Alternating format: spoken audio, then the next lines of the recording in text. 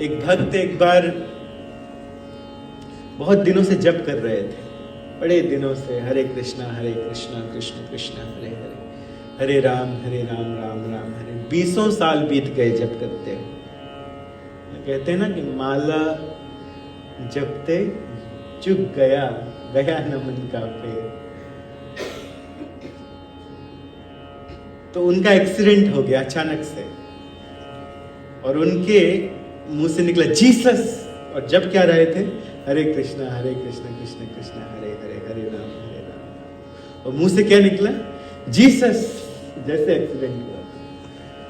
तो भगवान का नाम आसानी से हम लोगों की जुबां पे नहीं आता है, बहुत आसानी से नहीं आता है।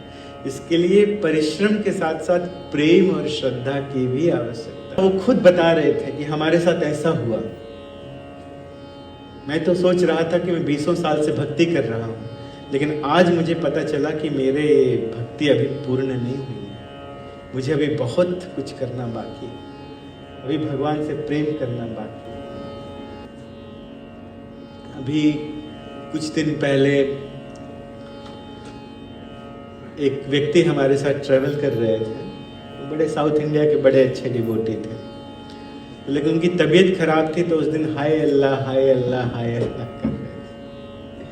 थे। वास्तविक उद्देश्य है हमारा कि जीवन के अंत में जब हम देह छोड़ने लगे तो हमें भगवान का स्मरण हो जाए,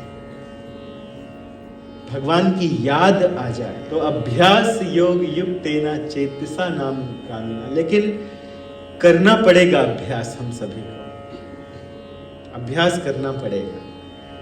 जब जपेंगे तभी उनका नाम याद आएगा। कोई ये सोच ले कि नहीं बुढ़ापे में कर लेंगे, क्या आवश्यकता है, अभी तो जीवन बहुत बड़ा है, अभी तो हम जवान हैं।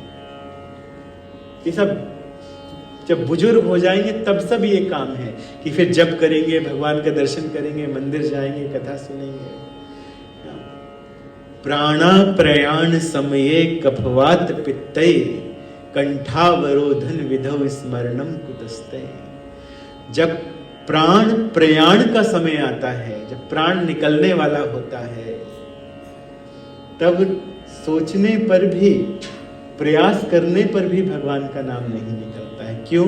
कफवात पित्तये, कफवात और पित्त ये नाम निकालने नहीं देते हैं। कंठावरोधन विधौ, कंठ अवरुद्ध हो जाता है। स्मरणम कुतस्ते, कहां से आप स्मरण करें?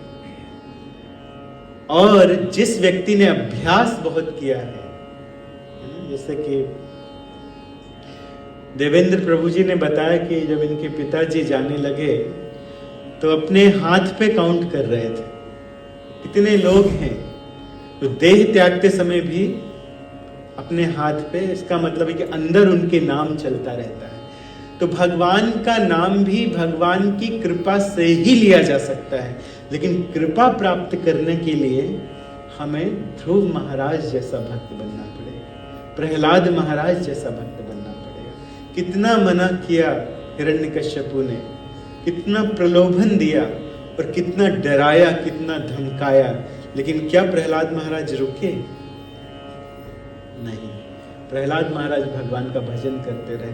और इसका अर्थ ये नहीं है कि प्रहलाद महाराज अपने पिता को नहीं मानते थे, जब भी जाते थे पिता को भी प्रणाम करते थे। और आपने सुना कि भगवान से क्या कहा कि हमारे पिता को मुक्त कर दीजिए। तो जो भक्त होते हैं वो अपने जीवन में अपने कर्तव्य का भी निर्वाहन करते हैं।